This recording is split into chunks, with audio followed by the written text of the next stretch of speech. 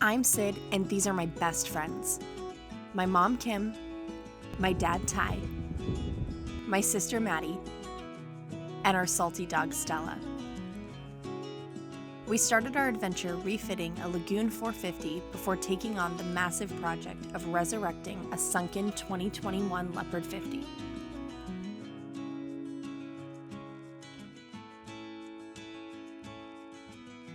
It's been one heck of a ride, but we're on this adventure to die with memories, not dreams, and live dauntless. All right, everyone, it is time to shift gears off of beauty construction and lovely rooms into probably one of the hottest and possibly most controversial topics in amongst the cruising community, and that is air conditioning. Isn't that ridiculous that air conditioning is such a hot topic? Right. I mean, hot topic, air conditioning, get it? Now, keep in mind, we are in currently, February. Yeah. And this is one of the oddest winters that we have experienced in season in the tropics. It's been really cold. So far. The Bahamas has been cold. Yeah. Everything has been cold. This is not only an air conditioning situation, this is also a heat situation, which, let me tell you, it's been getting down at night into the 30s, 40s. Before we get into all of that, which is, of course, very important, we want to kind of bring you back up to speed on how we got here. If you guys are new to this channel, this boat sank from the previous owner, and we've been rebuilding her back up. And in the process of doing that, our goal was to be as free of dinosaur juice as possible and to be the most efficient running boat. So it costs us less to run in the end, and well, we can go cruising longer, right? So the idea is to run off of sunshine and battery power. So one of the key consuming factors of that when it comes to energy is air conditioning. And this is a luxury. Truthfully, it's a luxury, but it is a luxury item that a lot of people will forego because the consumption is so high. How are we getting around that? Well, in previous episodes from about, sadly, 4 months ago, we introduced DC powered air conditioning, which is a game changer. It really is. And so to give you kind of some background on us, we had a boat before this.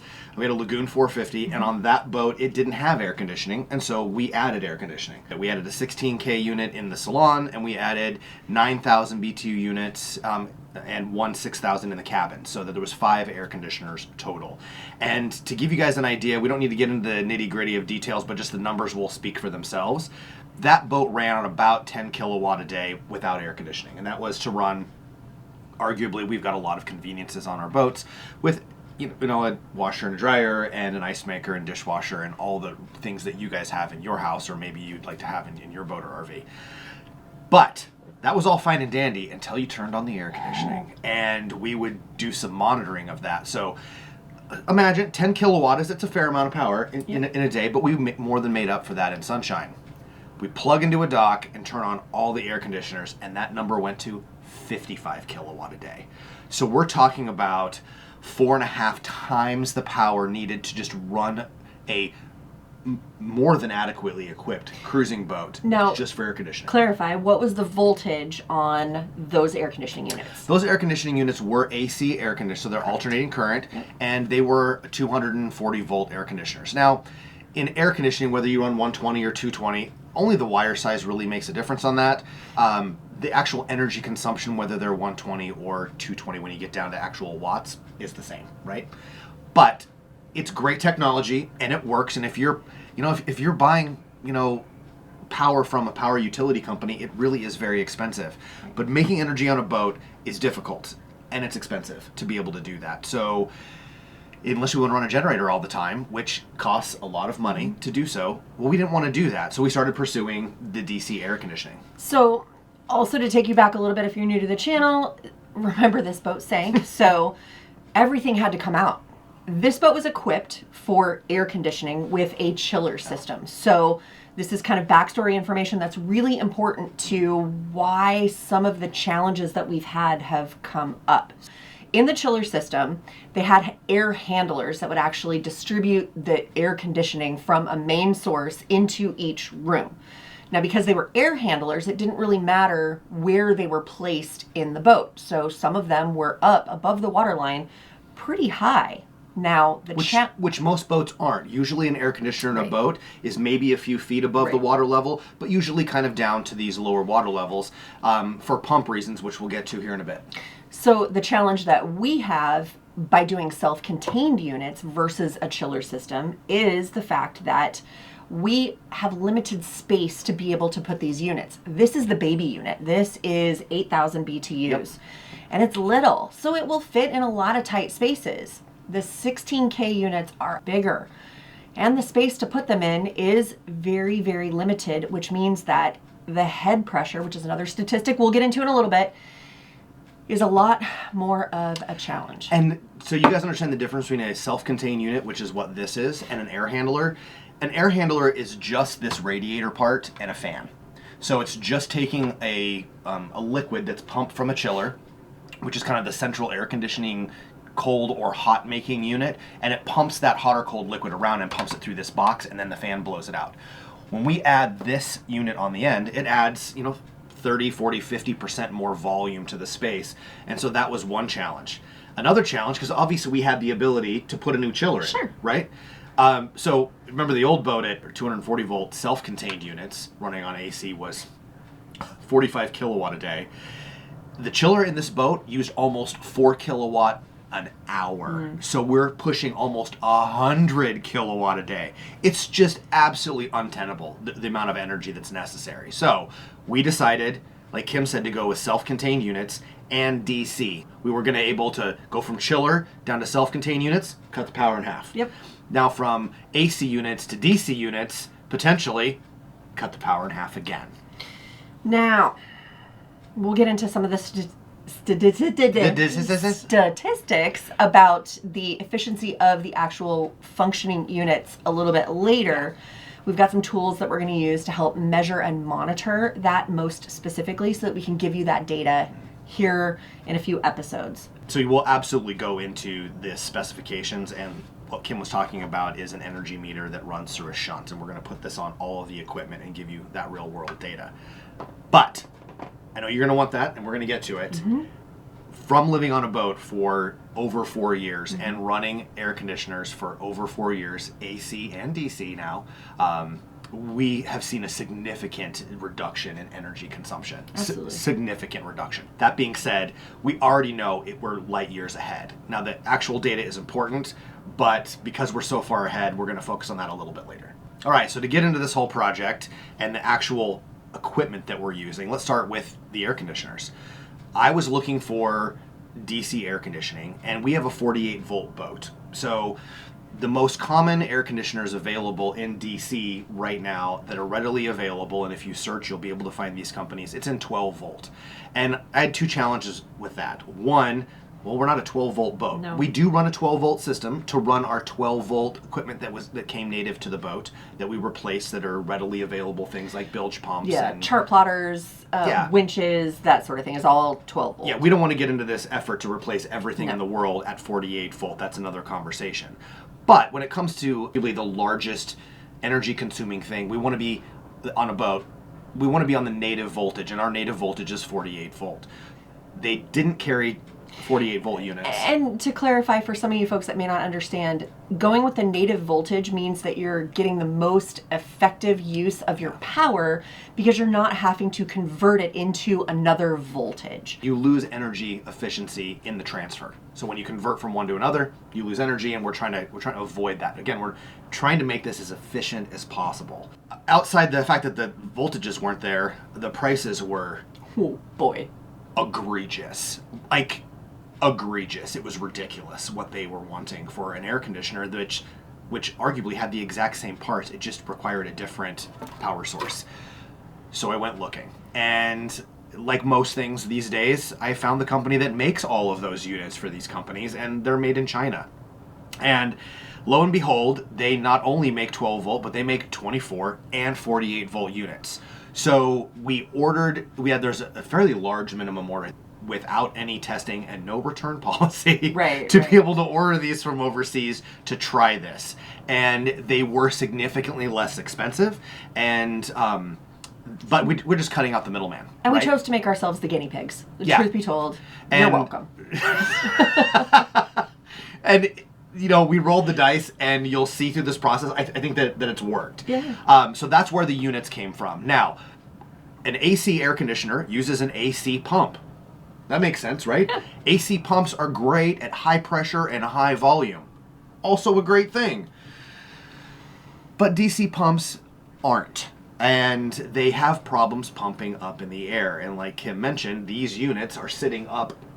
Some of these are almost 9 feet above the water level. So we move into our second challenge. First challenge was finding the units. We get them here. Second challenge was getting water to the damn things. And we struggled. So let's talk about the pumps, Kim. Failed. Struggle is not the right word. But not once. Failed. Not twice. Not even 4 times. Or 5. We failed 6 times. So, but through all of that failure and all that frustration, and we tried one big pump, we tried multiple small pumps, people telling you that their pumps are going to do exactly what you need and yet don't understand the laws of hydrodynamics. I think that's the right word. Yeah? Yeah. Sure, we'll go with that word. Yeah. So, in a few episodes back last year, Kim and I went to Fort Lauderdale and we'll tell them what we picked up. We picked up a hooker. Picked up a hooker. And that is this bad boy right here. This was the answer to all of our prayers. Was this monster 7,500 gallon an hour pump. It will do 10,000 gallons at water level. And I talked to the owner. His name is Tom at Hooker Pumps down in Fort Lauderdale. And I said, hey, here's the deal. I don't want anything. I'm just telling you I've got a YouTube channel and I have been documenting this entire process. And it has been an epic failure. And I'm very frustrated. I'm willing to buy this pump, which is not an inexpensive pump. The other pumps we were looking at were in the, that could run the entire system, were in that $500 to $900 range, and they were not doing the job. The small pumps to run individual units were still in the couple $100 per unit, which is a lot when you consider you've got 6 units. So paying $1,700, $1,699 for this pump at the time last year seemed like a lot. And we drove all the way to Fort Lauderdale, picked one up in an effort to move on to the boat. So, to get to the point, I had built a manifold system to run all of the air conditioners on one side of the boat with one pump. And this pump, it does it.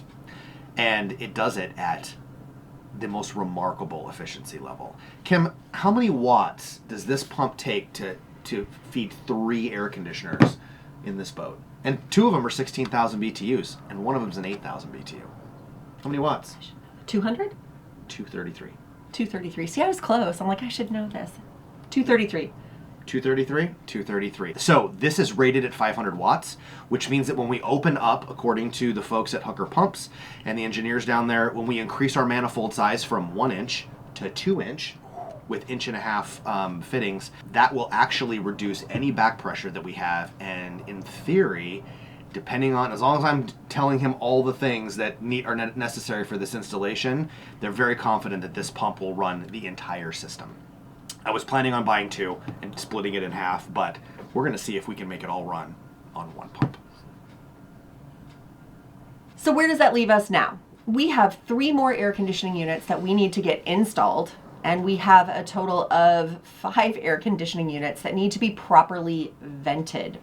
Right now, the one in the salon is just literally blowing air at us, which works and it's fine, but it needs to be properly ducted with return air and the whole 9 yards. The one in our cabin, again, it's there, it blows air, but it's not properly ducted, and it's time to do those processes while we get the ones on the port side of the boat all hooked up. We have some work to do. And we have more projects to share with you. Lots of projects. And we're going to see if one pump from Hooker Pumps is going to supply enough water flow for all 6 units. And we're crossing our fingers that they're right. But we do have some backup plans in mind just in case. All is not lost. That's right. And for those of you that are here at the end of the video, thank you for watching, by the way. If you guys like this content, please subscribe, hit the like button, share it with your friends. It really, really helps.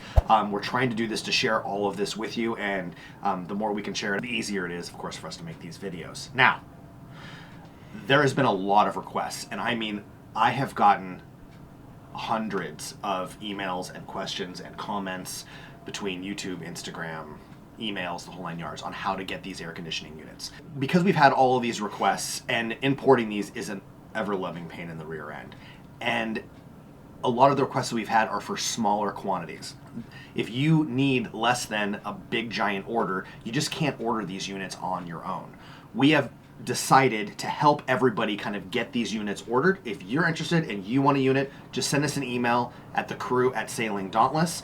We're going to be putting that together here in the next week, and we will give you all the details between the 24 and 48 volt units that are accessible and available for purchase. 12 volt is not an option. You need to go with the current 12 volt options you can find. And we're going to do our best to help everyone that wants this technology and would like to have it in their boat get it. It is only available to those that are going to be shipped within the United States, just for shipping and import-export duty complexity. And we're going to be compiling that list and that order very shortly. So please send us an email at thecrew@sailingdauntless.com, and we will get back to you and give you the rundown on cost and timeline and all that fun stuff. Okay, everybody, I know that was a lot of coffee talk for today. Coffee talk. Coffee talk. We really hope that you are as excited about this air conditioning series as we are. I think we're excited about every series, but that's because, you know, our boat sank. It's not just because it's... But this air conditioning series is going to be pretty epic, and the statistics and data that we're going... I said the word. That we're going to get out of it is... It's impressive. It is. Guys, this might be the first boat that runs entirely on sunshine, including air conditioning.